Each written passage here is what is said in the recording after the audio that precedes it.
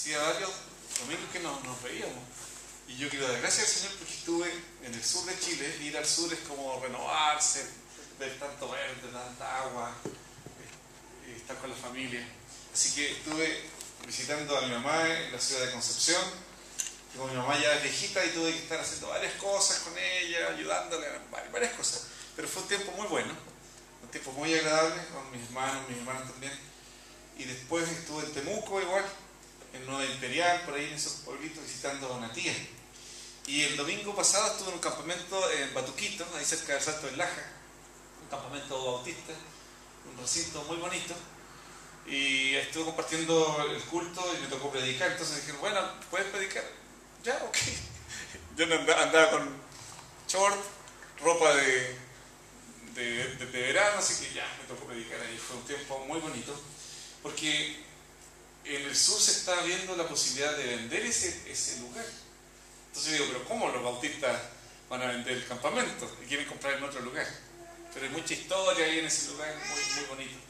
Así que oremos por los hermanos también del sur de Chile que tienen que tomar decisiones con respecto a eso. Agradecerle al Señor por estar de nuevo con ustedes y estemos orando por los hermanos que están de vacaciones, que tengo entendido que hay varios que están fuera de la ciudad. Y los que van a salir, bueno, que el Señor les acompañe, les bendiga. Hay algunos viudos de verano, ahí tenemos dos acá, no eres el único, Sergio, así que también Carlos. Pero bueno, ánimo, ¿no es cierto? Que el Señor les acompañe y les bendiga. Miren, quisiera que abra su Biblia en el libro de Efesios. Efesios. Vamos a compartir un poco acá en la palabra del Señor. En Efesios, porque va a ser el libro que vamos a estar estudiando en los sermones del mes de febrero, marzo. Así que todos los sermones van a estar enfocados en la carta de San Pablo a la iglesia de Éfeso, para que lo lean, lo estudien y vamos sacando ahí paso a paso, versículo tras versículo, y descubriendo lo que el Señor tiene preparado para nosotros. Algo tocamos ya en la clase de la escuela dominical con los adultos. Hablamos un poco de esta carta. En primer lugar, decir que la carta a los Efesios es una carta escrita desde la cárcel. Desde la cárcel. Pablo en Roma, en el año 60 aproximadamente, está allí escribiendo esta carta. Y era una carta circular que estaba dirigida a las iglesias del Asia Menor. Cuando ustedes vayan al Apocalipsis van a descubrir que se menciona 7 iglesias del Asia. No sé si recuerdan alguna iglesia del Apocalipsis. ¿Recuerdan alguna? ¿No? Pérgamo, Éfeso, Sardis, etcétera, etcétera. Bueno, esta carta de Pablo también estaba dirigida a estas iglesias del Asia Menor, donde está hoy día Turquía por ahí. Allí estaba ubicada esta región, Asia Menor. ¿Y por qué se escribe esta carta? Bueno, es una carta para animar a los creyentes, porque la ciudad de Éfeso era un centro muy importante en esa época. Era una ciudad con 250.000 habitantes, más o menos dicen los escritores, los estudiosos de la Biblia. Era un lugar donde los romanos tenían una colonia importante, por lo tanto era un lugar importante para los romanos, un lugar de militares. Era también un gran centro comercial, porque allí se cruzaban carreteras que iban de un lugar a otro, así que no solamente había presencia militar fuerte, sino que había una presencia comercial, un intercambio comercial importante. Pero también era un centro religioso, porque había un templo allí famoso, un templo pagano, dedicado a la diosa Diana. Y Diana era también la diosa para los griegos Artemisa. Artemisa o Diana es la misma divinidad. Entonces imagínense una ciudad, 250.000 habitantes, la entrada al Asia, una ciudad con un gran centro comercial, centro económico, un gran centro religioso, un gran centro militar. El mundo se desarrollaba allí en esa gran ciudad. Y allí había un grupo de creyentes que más o menos unos 10 años antes Pablo había visitado esta región y había encontrado a unos discípulos de Juan el Bautista. Y cuando Pablo se encontró con ellos allí en el libro de los Hechos, nos dice que estuvo más o menos por 3 años, en Hechos 19, versículo 10. Pablo le pregunta a estos creyentes: ¿ustedes fueron bautizados les dice, ¿en nombre de quién fueron bautizados ustedes? Y esos discípulos de Juan dicen, bueno, nosotros fuimos bautizados con el bautismo de Juan. Y Pablo lo que hace es que los evangeliza y los conduce a Cristo. Y les dice, ¿y ustedes han escuchado hablar del Espíritu Santo? Ellos dicen, ni siquiera sabemos lo que es el Espíritu Santo. Y allí en esa ciudad de Éfeso hubo un nuevo Pentecostés, al igual como ocurrió en Jerusalén, cuando en Hechos capítulo 2 vemos que la iglesia recibe el Espíritu Santo y los creyentes hablan en lenguas y comienzan a hablar a todo el mundo que estaba en Jerusalén acerca de Jesús. En Éfeso ocurre también algo similar a lo que ocurrió en Jerusalén. Pablo oró por los creyentes, estos creyentes recibieron el Espíritu Santo y una de las señales fue que hablaron en lenguas, al igual como los que hablaron en Jerusalén. ¿Para qué fue esto? Para afirmar o confirmar que el mismo Espíritu que habían recibido los creyentes en Jerusalén era el mismo Espíritu que ahora estaban recibiendo los creyentes en la ciudad de Éfeso. Y fíjense que en esta ciudad comenzó esta iglesia. Y después de más o menos 10 años, Pablo escribe esta carta. ¿Y por qué escribe esta carta? Porque es una carta, en primer lugar, de afirmación. Una carta para decirle a los creyentes, miren, ustedes están por un buen camino. Ustedes han tomado la mejor decisión de seguir a Jesucristo. No tengan miedo, no tengan temor. ¿Cuáles eran los temores que tenían los creyentes allí en esta ciudad? Bueno, Diana, la diosa romana, y Artemisa, la diosa griega, que era la misma diosa, con nombres distintos nada más, era como la divinidad más importante de la ciudad. Porque había mucha superstición en ese tiempo, entonces la gente creía que los poderes cósmicos, los poderes de los astros, los poderes de la naturaleza, tenían mucha influencia sobre ellos, y la gente vivía una religiosidad de mucha superstición. Pero Diana era la diosa que tenía mayor importancia. Entonces esta pequeña comunidad cristiana que está allí tratando de ser fiel a Jesús se ve amenazada por su fe. Y Pablo le escribe esta carta para que ellos no tengan temor a los poderes de este mundo, a los poderes también del universo. Es una carta para luchar contra la superstición y contra el paganismo. Y aún más, es una carta para recordarle a los creyentes que Cristo es superior a todos estos poderes que ellos conocían o de los cuales habían escuchado allí en este lugar. Fíjense, estudiar una carta como esta, para nosotros que somos creyentes del siglo XXI, fíjense que han cambiado mucho algunas cosas, pero algunas otras también no han cambiado mucho.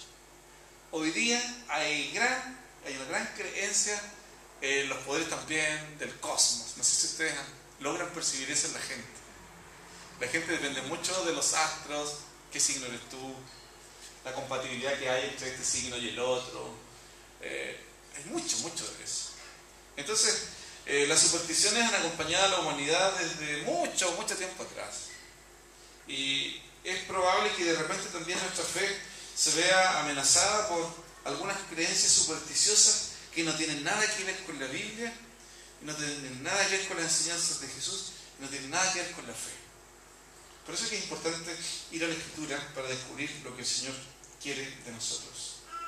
Bueno, lo que Pablo dice, hermanos, el poder de Dios está por sobre todos los poderes de este mundo.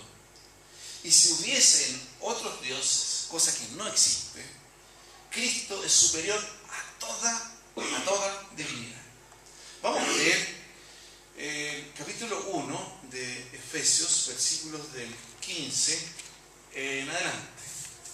Fíjense, la oración que Pablo hace por los creyentes de Éfeso es una oración también que podemos aplicarla a nuestra propia vida. Dice: por eso yo, por mi parte, desde que me enteré de la fe que tienen en el Señor Jesús y del amor que demuestran por todos los santos, no he dejado de dar gracias por ustedes al recordarlos en mis oraciones. Pido que el Dios de nuestro Señor Jesucristo, el Padre glorioso, les dé el espíritu de sabiduría y de revelación para que lo conozcan mejor. Pido también que les sean iluminados los ojos del corazón para que sepan a qué esperanza Él los ha llamado, cuál es la riqueza de su gloriosa herencia entre los santos, y cuán incomparable es la grandeza de su poder a favor de los que creemos. Ese poder es la fuerza grandiosa y eficaz que Dios ejerció en Cristo cuando lo resucitó de entre los muertos y lo sentó a su derecha en las regiones celestiales, muy por encima de todo gobierno y autoridad, poder y dominio, y de cualquier otro nombre que se invoque, no solo en este mundo, sino también en el venidero. Dios sometió todas las cosas al dominio de Cristo y lo dio como cabeza de toda la iglesia.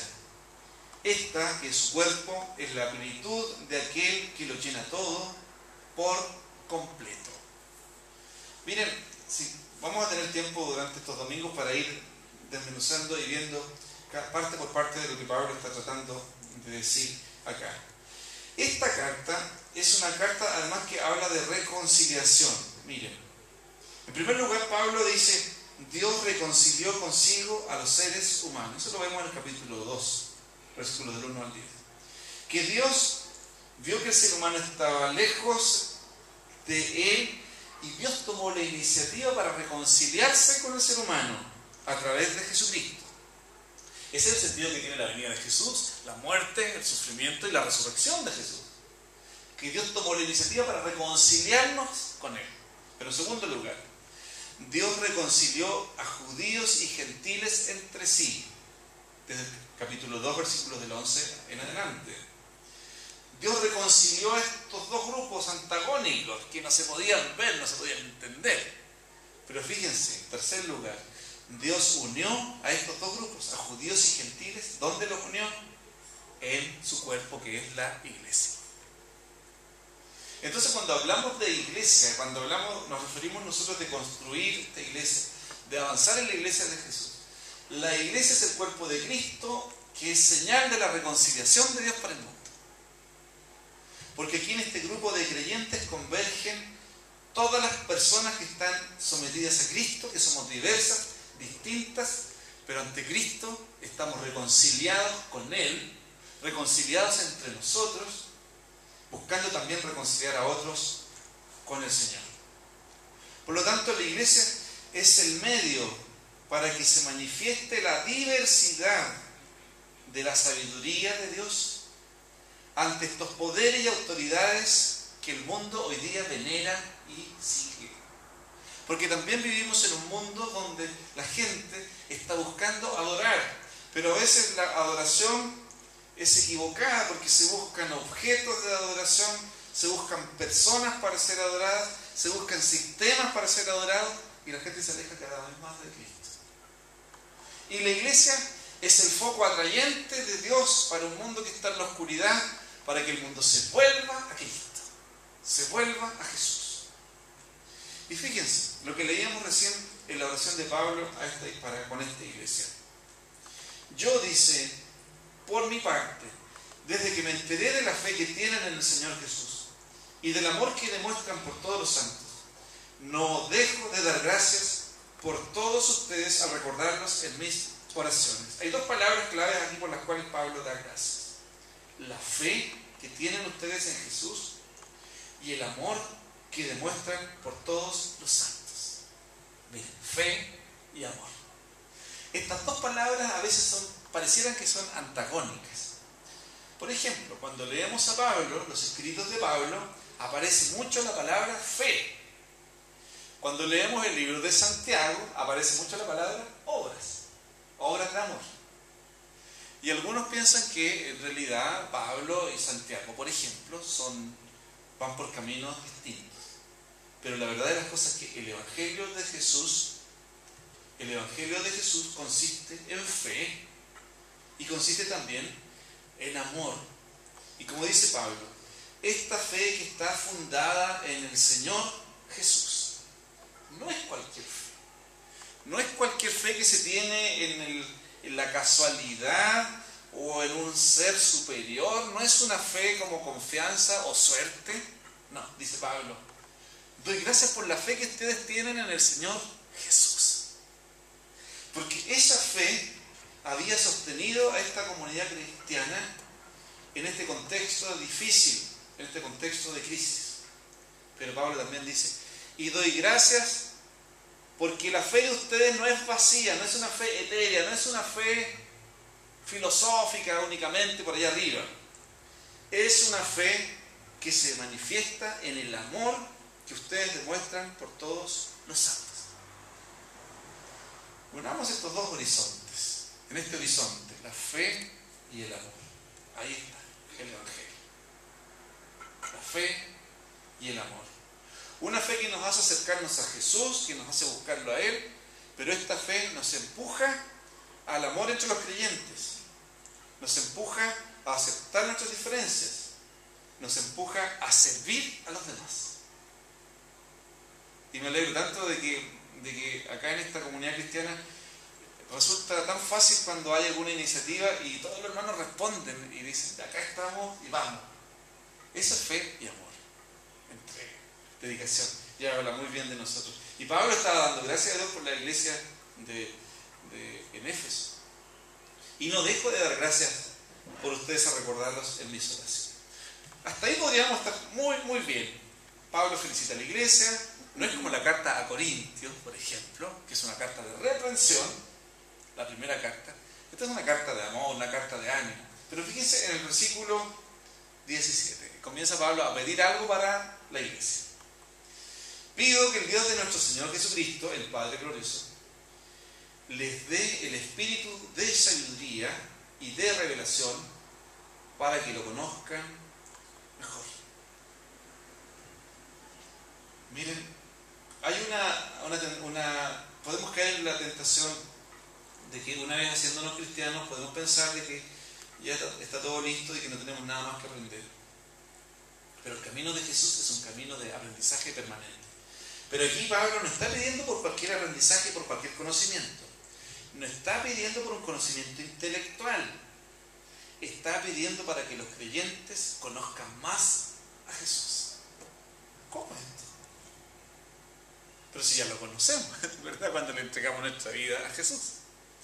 Pero Pablo dice, yo hermano, ahora le pido al Señor, después de dar gracias por el amor que ustedes tienen, después de dar gracias por la fe que ustedes tienen, pido al Padre glorioso les dé el espíritu de sabiduría y de revelación para que lo conozcan mejor a Él. Este texto también está en el contexto de ese tiempo. En ese tiempo el gnosticismo era el conocimiento oculto. Había una tendencia también en el primer siglo del conocimiento oculto. Y la idea era que algunos iluminados solamente podían tener acceso a las divinidades o a las cosas ocultas que allí los cultos paganos enseñaban. Entonces estaban veladas para los creyentes comunes y corrientes del paganismo el conocer a sus dioses. Solo algunos iluminados podían acceder a él. Y este gnosticismo también se vino como una corriente que contaminó un poco el cristianismo del primer siglo.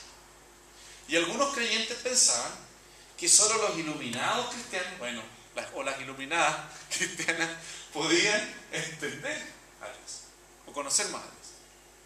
Pero Pablo dice aquí, yo estoy pidiendo a Dios para que todos ustedes reciban el espíritu de sabiduría y de revelación para que conozcan mejor a Dios. Con esto Pablo está diciendo, no hay barreras, no hay iluminados, no hay privilegiados, no hay gente más avanzada. Todos los creyentes pueden llegar a conocer más a Dios y a Jesús. Por eso dice Pablo, yo pido que Dios les dé espíritu de sabiduría y de revelación para que conozcan más a Jesús. ¿Qué quiere Jesús? ¿Quién es Jesús? ¿Cómo sus enseñanzas las podemos aplicar a nuestra realidad hoy día? No está pidiendo, fíjense en el texto, Pablo no está diciendo, yo le pido a Dios que les dé mucha sabiduría para que conozcan mejor todos los misterios de la Escritura. No está diciendo eso. Tampoco está diciendo, oro para que conozcan todas las doctrinas de la Biblia. Dice él, estoy orando para que ustedes conozcan mejor a Cristo. Lo conozcan mejor. Y ese es un desafío grande para todos nosotros los creyentes. Conocer a Jesús, saber la voluntad de Jesús. ¿Qué quiere Él de nosotros en lo personal y también como iglesia? En el 18 dice, pero también pido que les sean iluminados los ojos del corazón para que sepan a qué esperanza Él los ha llamado, cuál es la riqueza de su gloriosa herencia entre los santos, y cuán incomparable es la grandeza de su poder a favor de los que creemos. Ese poder es la fuerza grandiosa y eficaz que Dios ejerció en Cristo cuando lo resucitó de entre los muertos y lo sentó a su derecha en las regiones celestiales. Miren, habla de los ojos del corazón. ¿Cómo es esto? Los ojos del corazón. Esto es sentido figurado, ¿cierto? El corazón no tiene ojos, ni la mente tampoco tiene ojos. Dice, pido que sean abiertos, iluminados los ojos del corazón. Son expresiones que los creyentes en esa época sí habían escuchado, porque se hablaba mucho en el paganismo, se utilizaban estas palabras. Los iluminados del corazón, que tenían acceso a Dios o a los dioses. Pero Pablo dice, el corazón de ustedes oro para que sea iluminado y sepan a qué esperanza Él los ha llamado y cuál es la riqueza que ustedes poseen. Cuando nosotros logramos descubrir cuál es la riqueza que tenemos en Cristo Jesús, comenzamos a confiar más en las promesas de Dios. Y al confiar más en las promesas de Dios, podemos vivir tranquilos y seguros sabiendo de que Dios tiene el control de las cosas y Él nos guía, nos orienta. Y dice Pablo, es incomparable la grandeza de su poder a favor de los que creemos. Es incomparable la riqueza de su poder a favor de los que creemos. Y ese poder es la fuerza grandiosa y eficaz que Dios ejerció en Cristo cuando lo resucitó de entre los muertos y lo sentó a la derecha del trono de gloria. Entonces, no solo pide para que conozcan más a Jesús, sino para que el corazón sea iluminado y despierten los creyentes a esa esperanza, a esa riqueza que tienen en Cristo, o que tenemos nosotros en Cristo Jesús. Entonces tenemos que orar también junto con Pablo y hacer nuestra esta oración. Señor, que yo te conozca más. Señor, que mi corazón se ilumine más para que descubra cuáles son las riquezas que tú tienes para mí, que no son riquezas materiales, ojo, sino que son riquezas mucho más profundas. Son riquezas que nos van a afirmar nuestra vida aquí en la tierra y son riquezas celestiales que tenemos también como herencia en la otra vida, en la vida eterna. Y sigue diciendo Pablo, y al final ya, Dios sometió todas las cosas al dominio de Cristo y lo dio como cabeza de todo a la iglesia. Esta iglesia, que es su cuerpo, es la plenitud de aquel que lo llena todo por completo. En otras palabras está diciendo Pablo, no menosprecies la iglesia. Ojo a los que menosprecian la iglesia, dice él. La iglesia es el cuerpo de Cristo y es la plenitud de Cristo aquí en la tierra. Miren qué profundo y tremendo es esto de la iglesia. La iglesia es la presencia de Cristo mismo acá en la tierra. Y toda la plenitud de Dios está manifestada en la iglesia de Cristo. O sea, todo lo que el hombre y la mujer necesitan para vivir mejor, para vivir más tranquilo, para enfrentar la vida confiado, todo está en el cuerpo de Cristo, que es la iglesia. La plenitud de Dios que está acá, en este cuerpo de creyentes. Por eso es que es importante ser parte de la iglesia y no hay que menospreciar la iglesia, hay que amarla, hay que cuidarla, hay que quererla, hay que trabajar por ella, porque somos el cuerpo de Jesús. Porque es el medio de Dios, la iglesia, para que su sabiduría se manifieste aquí entre los hombres. Y también dice el capítulo 3 del versículo 7 en adelante, para que los poderes y autoridades en las regiones celestiales observen que la plenitud de Dios no está allá lejos, sino que está acá cerca. ¿Dónde está? En la iglesia. Por eso es que la iglesia también es perseguida en el mundo, y lo que decías tú, Fabio, recién en Siria y en otros países, donde la iglesia es perseguida, lo ven como una amenaza, porque los poderes de este mundo, los poderes del demonio, también saben que la iglesia, no siendo poderosa humanamente hablando, sí ejerce una autoridad espiritual fuerte en un mundo que vive a espaldas de Dios. Y Pablo lo afirma acá, que es muy muy interesante, no descuidar este texto, que la iglesia es el cuerpo de Cristo y es la plenitud de aquel que lo llena todo por completo. De ahí que es tan importante reflexionar en los dones espirituales que cada uno de nosotros tiene y todo lo que hemos puesto acá en este panel gigante de iniciativa, de dones, de desafíos que tenemos, porque allí está presente la plenitud o la presencia de Dios y su poder en todo lo que nosotros también estamos haciendo, en todo lo que tú te propones hacer para Dios. Pablo continúa diciendo que el cristiano se desenvuelve en un plano superior, no en el plano de los dioses paganos allá de Éfeso, que la gente se esclavizaba ante una estatua, ante una cosa hecha por hombres, y vivía y sometía su vida bajo esa divinidad. Y Pablo dice, el cristiano se desenvuelve en un plano superior, no porque seamos superiores a los demás, ni para que menospreciemos a los que no son cristianos. Somos superiores porque donde está Cristo exaltado a la diestra de Dios, allí también nosotros estamos juntamente con Cristo en un lugar de superioridad para reinar un día también con Él. Entonces, cuando tú pienses que la vida cristiana no tiene mucho sentido para ti, cuando te sientas demasiado pecador, cuando te sientas demasiado lejos de Jesús, cuando creas que tu vida con Cristo no va bien, vuelve tu mirada a la iglesia y observa cómo nosotros, los pecadores que somos imperfectos también, que estamos siguiendo a Cristo, estamos siendo de una u otra manera representantes de Jesús en un mundo que es opuesto a su voluntad. Y nuestra propia naturaleza nos lleva también a oponernos a la voluntad de Cristo. Pero estamos luchando para vivir conforme al corazón de Jesús. De ahí que es importante volver a la oración que Pablo estaba haciendo.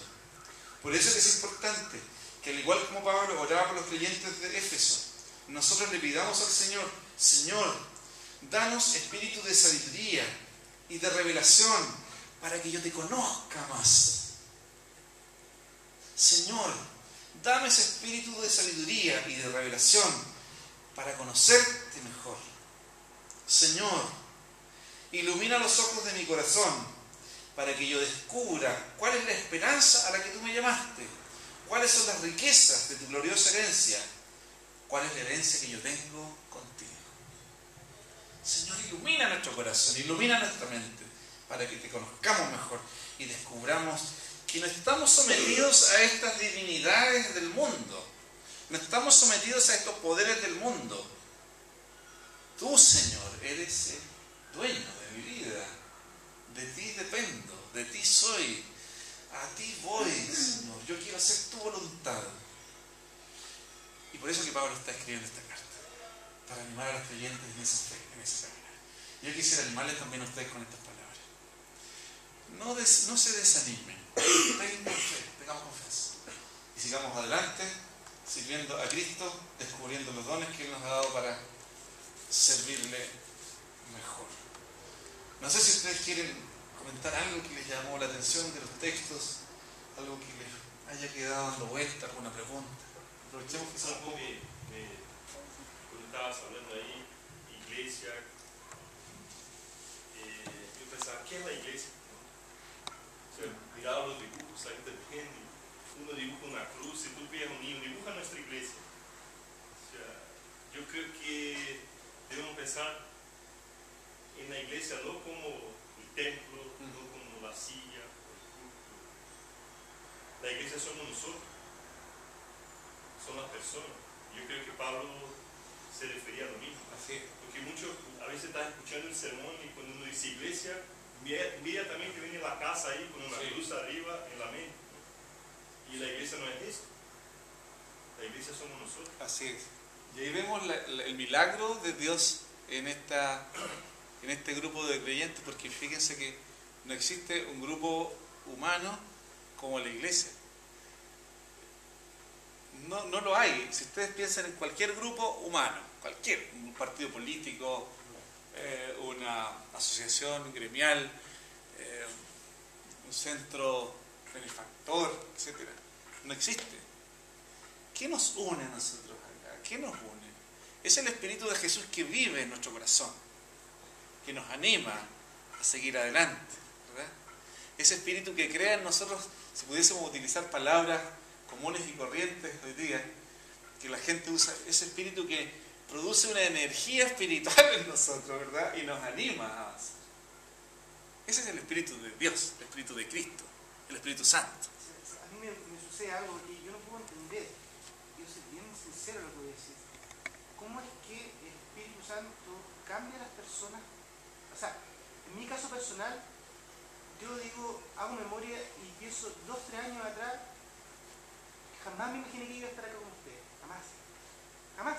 O sea, realmente renueva nuestra mente, renueva nuestro corazón y pone el foco en Cristo y nos hace interesarnos por Él.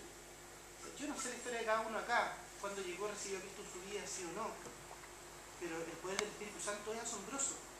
Tiende un poco uno a no recordar inclusive como era antes, como que la memoria para acá se pierde, pero uno dice, es que estoy acá, ¿por qué me importan tanto las cosas del Señor? ¿Por qué me interesa el prójimo? Antes no era así.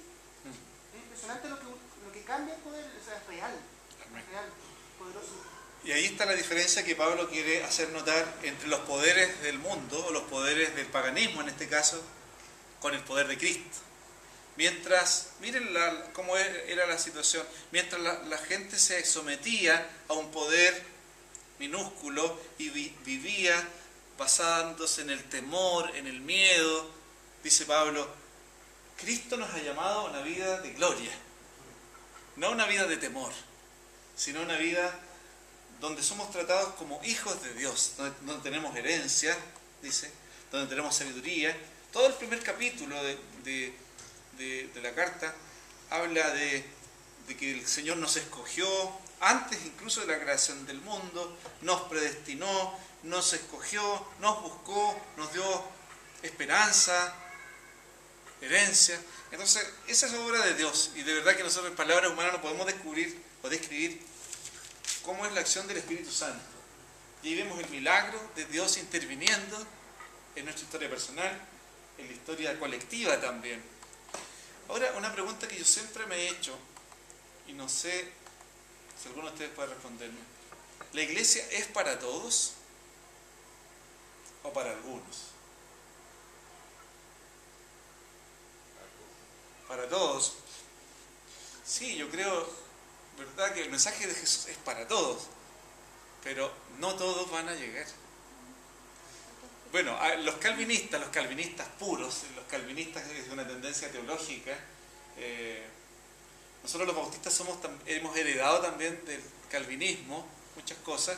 Por ejemplo, nosotros creemos bíblicamente que la salvación como don de Dios no se pierde.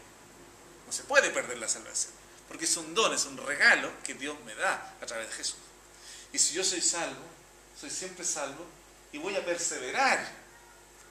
La perseverancia es muy, muy importante.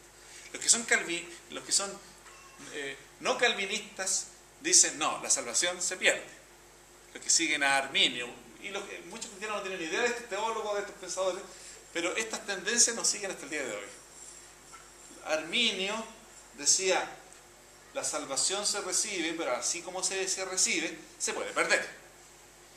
Calvino, por otro lado, dice, no, la salvación es un don de Dios y por lo tanto no se puede perder. En el tema de la salvación, nosotros los bautistas somos más calvinistas.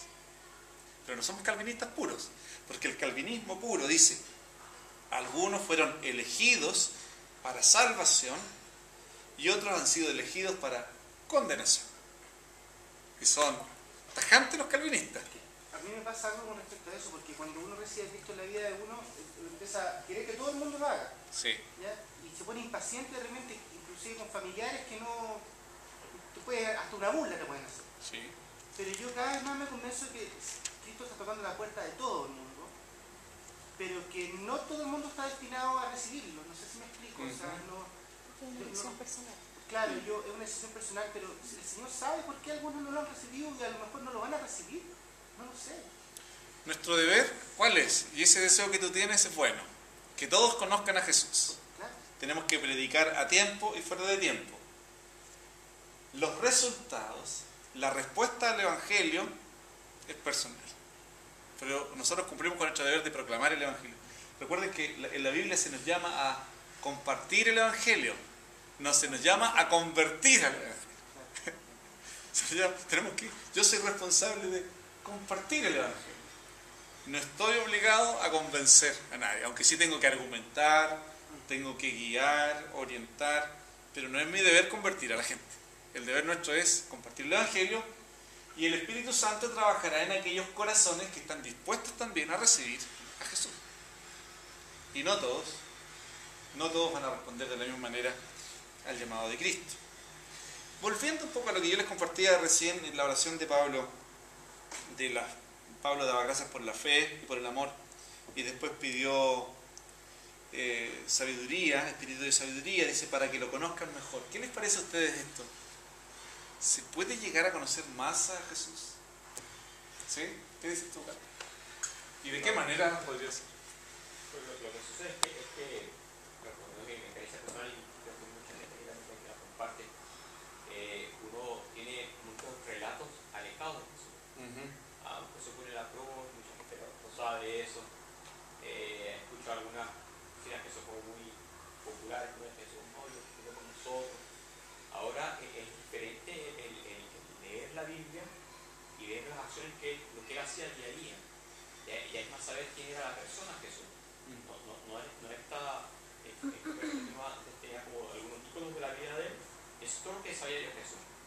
Es diferente ver acerca de él, las acciones que hacía, lo que caminaba, lo que conversaba, lo que compartía, las paradojas que hacía referente, ¿no? Las parábolas acerca de tipo sencillo, la manera como se acercaba de repente y verlo, estudiarlo más a fondo en la Biblia al ver, no sé, se acercó a la samaritana y internarse de repente en el contexto de la Biblia, de ese momento de saber lo que ella era para la sociedad, lo entrada que ella era, y pensar que esta persona, Jesús, no fue, se sentó con ella y habló con ella, compartió con ella, dio agua a ella, es diferente de aquel Jesús que estaba por allá y hizo 3 o 4 cosas que no tenía. Entonces, conocerlo más cercano es diferente porque te da un ejemplo de actuar de día a día, no te da una guía, te da diferente la cercanía. Gracias, Carlos. Mira, has hecho un muy buen resumen de lo que significa conocer más a Jesús y cómo lograrlo. Fíjense que hay un autor que escribe un libro pequeño que se llama Evangelizar Hoy, y él dice que nosotros cuando evangelizamos tenemos que ver a las personas como en camino a Cristo, como que están en su vida, la gente no se da cuenta, pero están buscando a Dios. No se dan cuenta, pero hay una necesidad espiritual tan grande en todos nosotros, así como tenemos necesidad de cariño, de afecto, de alimento. En cada ser humano está la necesidad de acercarse a Dios. El ser humano no lo percibe, pero está eso dentro. Entonces la gente está en busca de Dios. Y Dios nos pone a las personas en nuestro camino para que nosotros podamos compartirles a ellos el Evangelio y ser un eslabón más en esta cadena de obra de Dios en la vida de la gente. Entonces sí, la gente necesita cerrar su círculo con Dios. Algunos están recién por este lado del círculo. Algunos necesitan estrechar quizás esta conferencia para que su vida espiritual esté completa. Pero nosotros que ya estamos en este círculo y que hemos avanzado en el conocimiento de Jesús, tenemos el desafío de conocerlo más, de amarlo más, de servirle más. ¿Y qué les parece la segunda parte que yo les compartía cuando Pablo dice que sean iluminados los ojos del corazón para que sepan a qué esperanza Él los ha llamado, cuáles son las riquezas, cuál es la herencia que ustedes tienen? Es necesario saber cuál es la herencia que tenemos y de qué manera eso nos puede animar en nuestra fe. Es importante saber las riquezas espirituales que hay para nosotros y que el corazón sea iluminado para despertar a esta realidad. Es muy importante, ¿cierto? Porque esa realidad espiritual nos va a empujar a tomar decisiones determinadas. Porque cuando no estamos iluminados, podemos tomar decisiones apresuradas y podemos cometer cualquier locura, ¿cierto? Porque pensamos que a lo mejor es la voluntad de Dios. Mucha gente dice, bueno, si las cosas no resultan es porque no es la voluntad de Dios. Y si las cosas resultan es por la voluntad de Dios. Pero ¿sabes? No siempre es así. Hay cosas que nos pueden resultar exitosas, pero pueden no estar en la voluntad de Dios. Y hay otras cosas que no pueden resultar y es probable que sea la voluntad de Dios. Por eso que Pablo dice, yo oro para que sean iluminados los ojos del corazón de ustedes, para que sepan cuál es la esperanza a la que Él les llamó. No es esta esperanza de los dioses muertos, de los paganos, de los dioses paganos.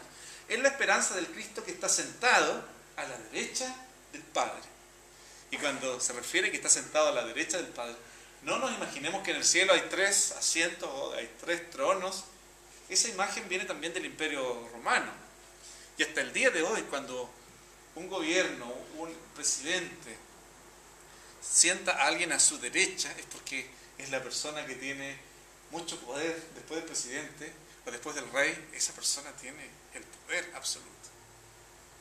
Y cuando Pablo dice que Cristo está sentado en el trono a la derecha del Padre, está diciendo que el mismo poder del Padre, la plenitud de Dios está en Cristo. Y Cristo tomó la decisión de que ese mismo poder lo tenga hoy día la iglesia aquí en la tierra. Pero no es un poder para ser servido, sino que es un poder para servir, para mostrar el amor de Dios al mundo que no le conoce. Lo dejamos hasta acá. Ha sido interesante poder dialogar y yo les animo a leer esta carta de Pablo a la iglesia de Éfeso, y los domingos vamos a estar reflexionando más sobre este importante libro y yo les aseguro que nos va a hacer muy muy bien estudiar la Biblia. ¿Ya? Que el Señor nos bendiga.